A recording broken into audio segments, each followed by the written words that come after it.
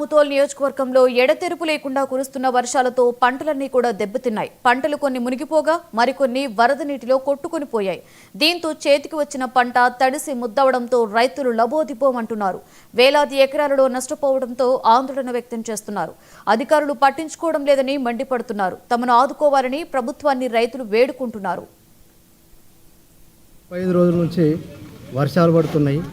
పత్తి, సోయా చేతికొచ్చినాయి. పంట వర్షాల కారణంగా ఆ పంట దెబ్బతిన్నది.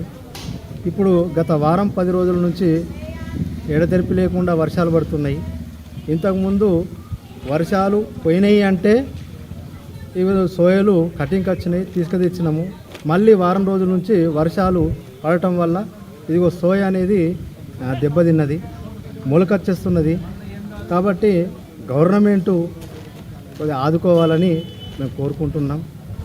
అయితే ప్రైవేట్ వాళ్ళు వచ్చేసి ఈ సోయకి 2800, 3000 ఆ విధంగా తీసుకుంటున్నారు. మరి గవర్నమెంట్ యొక్క CCI చాలు చేస్తే మంచి ధర ఉంటుందని మేము అనుకుంటున్నాం, ఆశ వ్యక్తం చేస్తున్నాం. అయితే ఈ దెబ్బతినడం వల్ల రైతులంతా మేము నష్టపోతున్నాం.